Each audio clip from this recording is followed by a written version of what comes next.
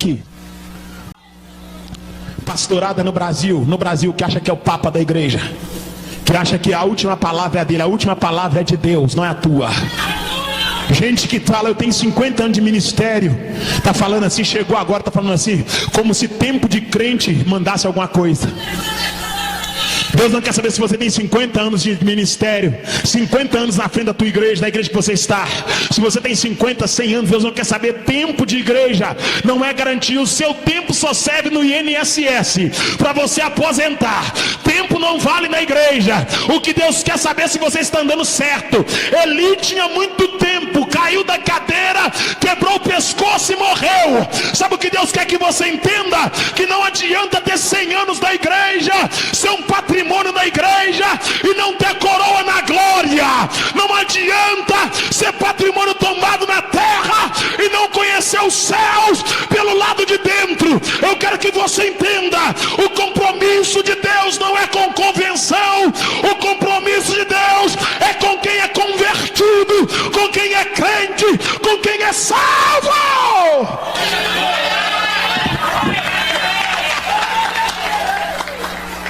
Então não te preocupe. Eu não sou convencionário, eu não sou de tal convenção, eu não tomei o café com o pastor.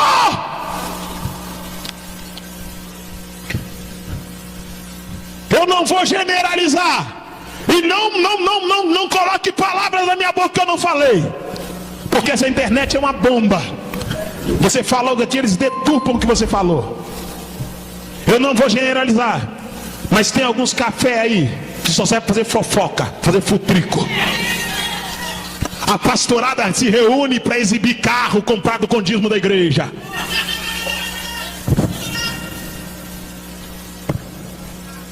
A pastorada se reúne para exibir telefone, para exibir cachê alto, para mostrar qual igreja que é maior.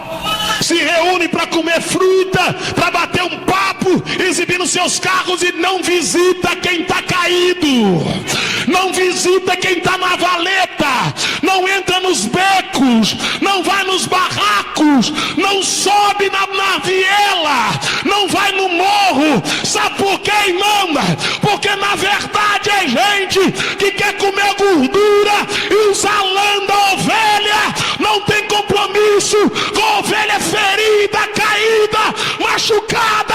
Mas eu profetizo que Deus vai levantar gente crente.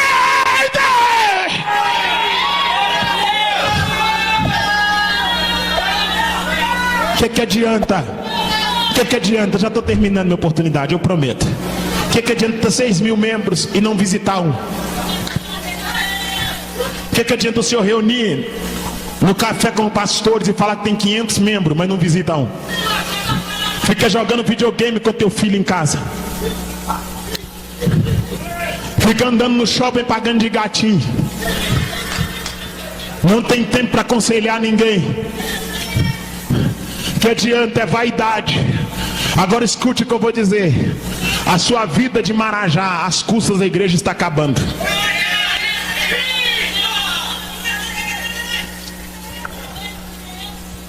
Eu sei que esse negócio vai espalhar, porque a gente fala e espalha, e é para espalhar mesmo. A sua mordomia às custas da noiva está acabando. A noiva não é prostituta, ela é comprada pelo sangue do Cordeiro. Sai, Satanás!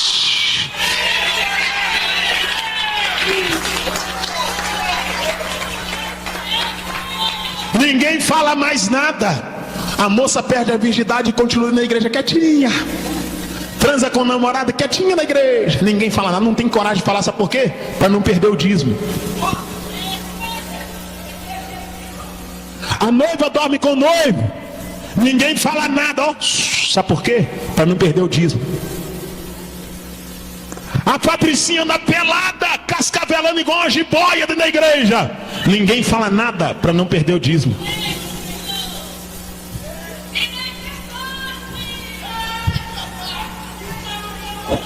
Fulano de tal fez curso superior, o salário é um pouquinho melhor, vamos consagrar obreiro para não perder o dízimo. Consagra Ele.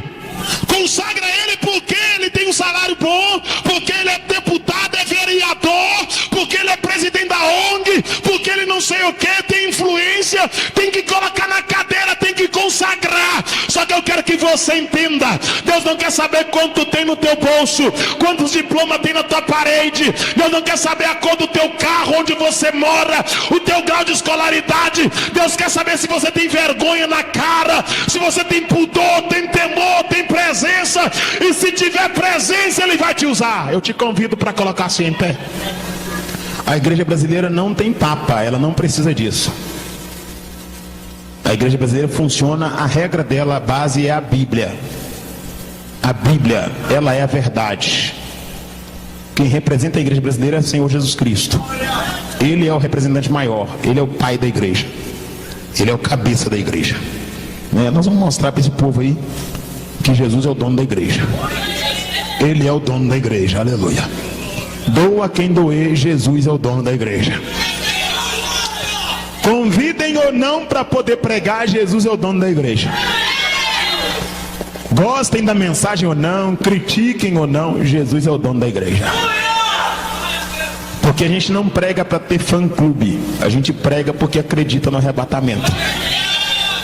Eu não prego, tanto que eu não vendo nada, eu não tenho nada para vender. Se perguntar se tem CD, eu falo não. Tem DVD, tem gravata, tem paletó, tem sapato, não.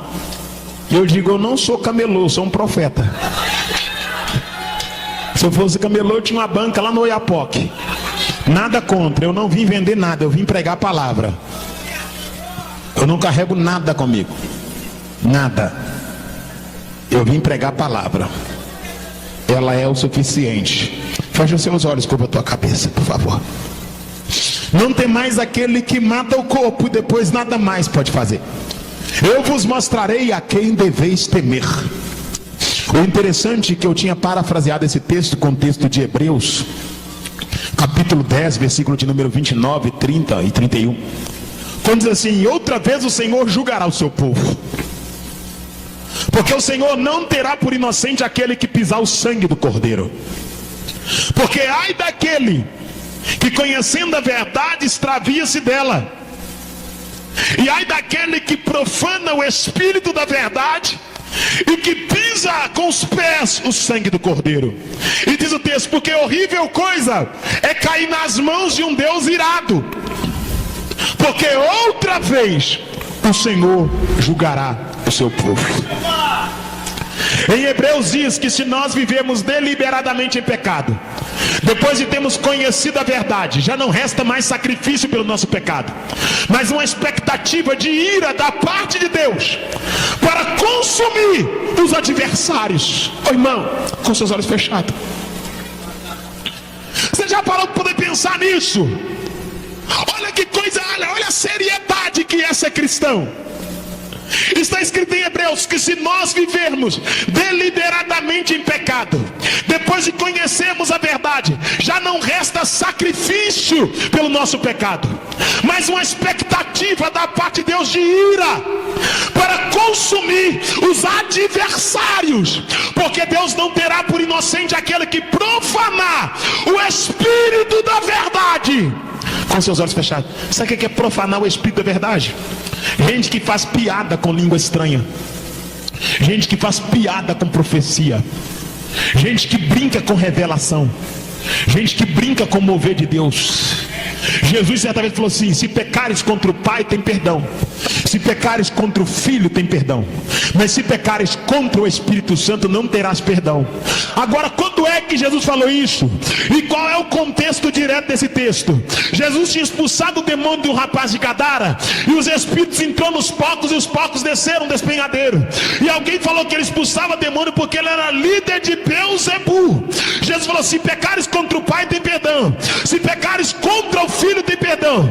Mas se pecares contra o Espírito Santo, não terás perdão. Em Hebreus Deus fala que Deus não terá por inocente aquele que profanar o Espírito da verdade. Ei, querida, com teu olho fechado, pare de compartilhar língua estranha, pare de compartilhar vídeos imitando o movimento pentecostal, pare de compartilhar chocarrice com as coisas de Deus. Não seja, meu amado, cúmplice com os filhos da rebelião. Não brinque com as coisas santas, não faça do santo profano, não tenta fazer das coisas espirituais naturais demais. Tenha temor ao tomar o nome de Deus, tenha temor ao abrir a palavra de Deus, tenha temor para profetizar no nome de Deus. Escute o que eu vou dizer, que essa noite Ananias, o profeta, morreu porque ele profetizou rebelião. Ele era profeta, mas profetizou fora da direção. E Deus falou com Jeremias: diga para Ananias que ele vai morrer porque ele profetizou rebelião. Porque todo profeta que profetiza paz, só se cumprir a palavra dele, e que de fato ele é profeta enviado por mim. E Ananias morreu no mesmo ano. Sabe por quê? Porque Deus não tinha paz para aquele povo. Deus tinha Babilônia, Deus tinha cativeiro, Deus tinha jugo de ferro. Sabe o que eu quero que você entenda? Deus não tem aplauso para o Brasil, Deus não tem paz para a igreja brasileira. Sabe o que eu quero que você entenda? Deus não está preocupado em profetizar casa, carro, moto, avião para a igreja brasileira. Uma igreja que os crentes vestem de qualquer maneira, uma igreja que marido troca de mulher e mulher troca de marido, uma igreja que a moça perde a virgindade, uma igreja que pregador cheira cocaína, uma igreja que pastor é trambiqueiro, malandro sem vergonha, uma igreja que gente anda comprando e não pagando, uma igreja que a sensualidade entrou dentro dela, uma igreja que crente toma uísque, crente acredita em coelhinho da Páscoa, em Papai Noel, uma igreja que acredita, meu amado, em Mega Sena. Deus não tem palavra de vitória para essa geração. A palavra que Deus tem para essa geração é a palavra que foi lida em 2 Crônicas, capítulo 7, versículo 14. Se o meu povo, que se chama pelo meu nome, se arrepender, se converter dos maus caminhos, aí então eu ouvirei dos céus. Quando é que Deus vai te ouvir, madame? Deus vai te ouvir quando você arrepender daquela foto que você postou. Deus vai te ouvir quando você arrepender de ter deitado com teu namorado. Quando é que Deus vai te ouvir? Quando você se arrepender de ter traído a tua mulher. Quando é que Deus vai te ouvir? Quando você se arrepender da fofoca, da maledicência, da mentira, da sensualidade. E talvez tu diga: se eu soubesse que seria assim, eu não ficaria até agora. Só que você ficou porque eu orei para Deus prender o teu pé e no chama, para Deus não me deixar sair. Eu falei: Deus, prende o calcanhar dela, prende o calcanhar dele, porque quando a luz chega, as trevas são dissipadas, e essa noite a tua candeia vai acender, a tua lâmpada vai aquecer. Deus vai te levantar do marasmo e vai te colocar de pé.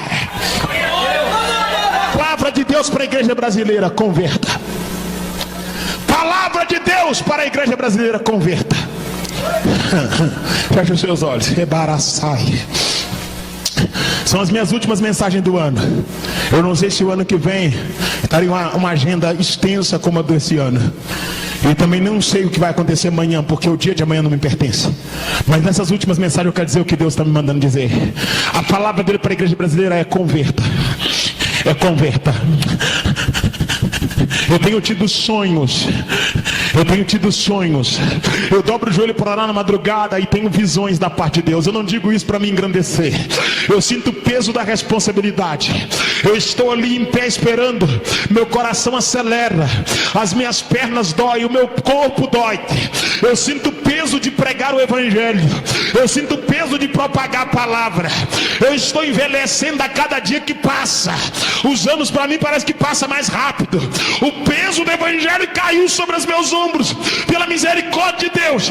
E eu não digo isso dizendo que eu sou o único pregador e sou a última voz, porque ainda tem homens de Deus na terra.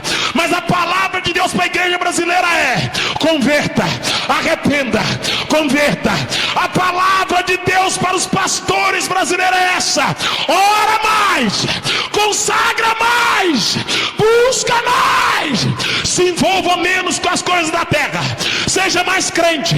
A palavra de Deus para os pastores do Brasil é essa: arrependa, coloca a casa de vocês em ordem, organiza os filhos de vocês, a esposa de vocês, endireita a vereda, cuida da minha igreja, arrependa do pecado que vocês cometem com a língua, arrependa das mentiras, arrependa das mensagens enganosas. A palavra de Deus para os pregadores do Brasil é essa: parem de falar mentira, testemunhos mentirosos, mensagens mentirosas, mensagem copiada. Larga a vaidade, larga a sensualidade, larga a dubiedade de caráter, larga a piada. A palavra de Deus para os itinerantes do Brasil é essa: a palavra de Deus para os itinerantes do Brasil é essa: para de arrumar mulher nos estados, para de gambiarra, tomar uísque no hotel, para de sair na gandaia, convertam, arrependa, peça perdão pelo pecado, endireita a vereda. A palavra de Deus para a nação brasileira é essa: larga a idolatria, larga a mentira, o sincretismo religioso, arrependa. A palavra de Deus para o Som Cosme essa noite é essa: ore um pouco mais, jejue um pouco mais, consagra um pouco mais, estenda as mãos sobre os becos, sobre os valados, sobre as ruas, anuncie a palavra, grite com autoridade, brade nesta região.